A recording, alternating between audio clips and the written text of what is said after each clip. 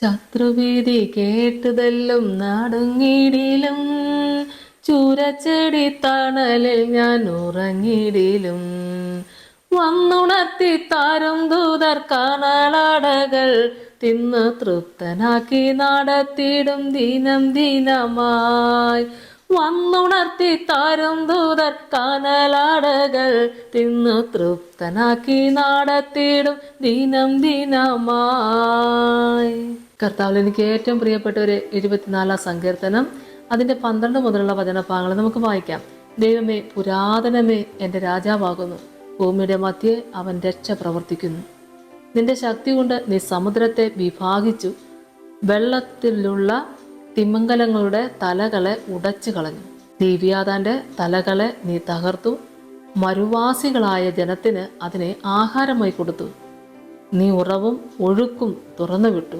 മഹാനദികളെ നീ വറ്റിച്ചു കളഞ്ഞു. പകൽ നിനക്കുള്ളത്, രാവും നിനക്കുള്ളത്. വെളിച്ചത്തെ സൂര്യനെയും നീ ചമച്ചിരിക്കുന്നു. പൂസീമകളൊക്കെയും നീ സ്ഥാപിച്ചു. നീ ഉഷ്ണകാലവും ശീതകാലവും നിയമിച്ചു.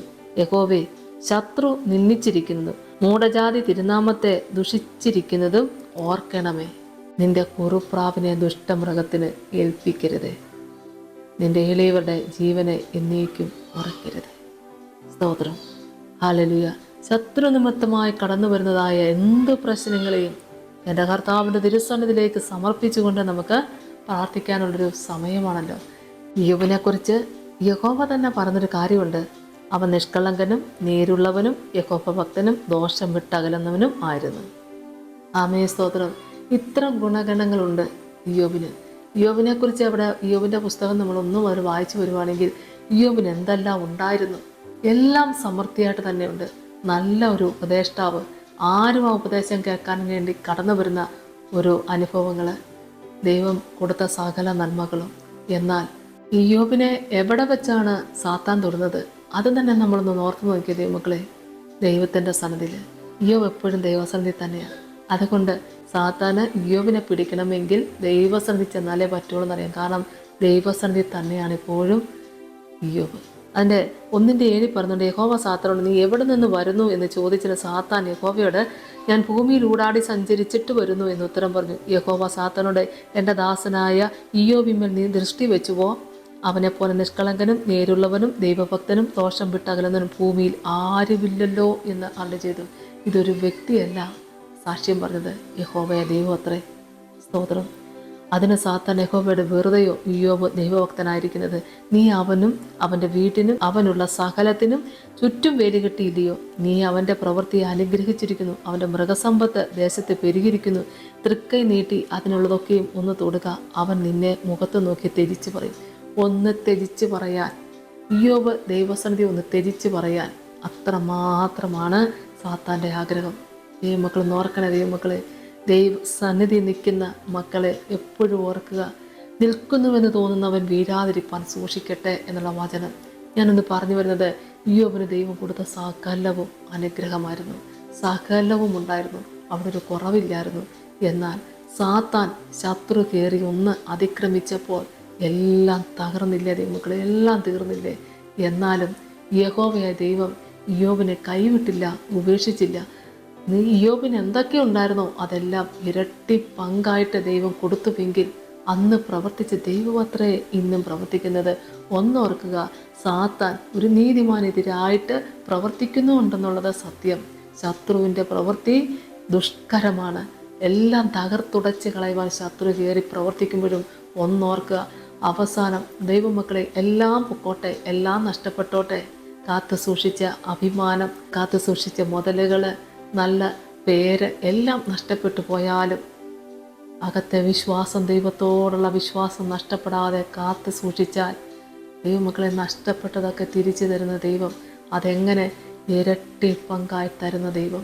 ആമേൻ. ദൈവം എല്ലാവരെയും അനുഗ്രഹിക്കട്ടെ. യഹോവ ശത്രു നിന്ദിച്ചിരിക്കുന്നതും മൂഢജാതി തിരുനാമത്തെ ദുഷിച്ചിരിക്കുന്നതും ഓർക്കണമേ എന്ന് ഇന്ന് കേട്ടുകൊണ്ടിരിക്കുന്ന ദൈവമക്കളെ, നിന്ന മാത്രം കേട്ട് എല്ലാ വിധത്തിലും ദോഷങ്ങളും മാത്രം കേട്ടുകൊണ്ടും എതിർത്തൊരു വാക്കും പറയാതെ ദൈവമക്കളെ കർത്താവ് ഏൽപ്പിച്ചിരിക്കുന്നത് എന്തോ ആ മഹാ കഷ്ടതയ്ക്കകത്ത് നിന്നുകൊണ്ട്, ആമേൻ, എല്ലാം സഹിച്ചുകൊണ്ട്, എല്ലാം ക്ഷമിച്ചുകൊണ്ട്, നിന്ന കേട്ടും കഷ്ടം സഹിച്ചുകൊണ്ടും കർത്താവിന് വേണ്ടി വേല ചെയ്യുന്ന പ്രിയപ്പെട്ട ദൈവമക്കളെ, നമുക്ക് വേണ്ടി നമ്മളെ ഓർക്കുവാൻ ഒരുവനുണ്ട്, ജീവിക്കുന്നൊരു ദൈവം.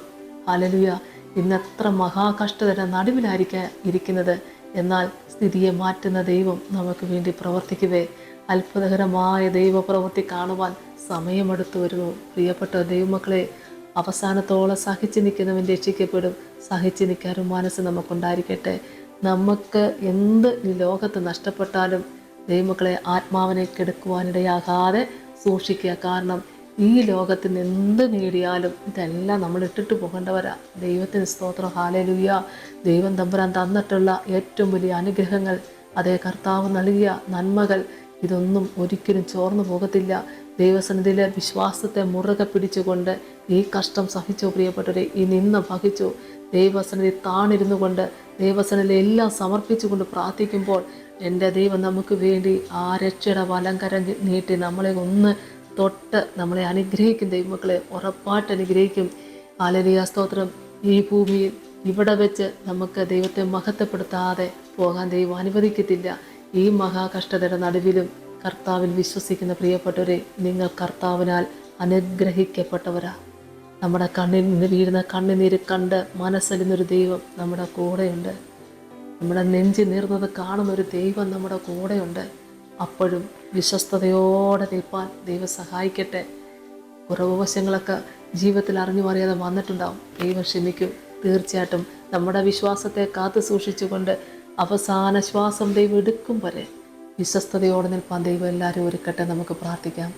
സ്തോത്രം കർത്താവേ, കരുണാസമ്പന്ന എൻ്റെ സ്വർഗീയ നല്ല ദൈവമേ, കർത്താവേ, അവസാന ശ്വാസം എടുക്കും വരെയും എൻ്റെ അപ്പന് വേണ്ടി നന്നായി പ്രവർത്തിക്കുവാൻ അടിയങ്ങളെയൊക്കെയും ദൈവം സഹായിക്കണം.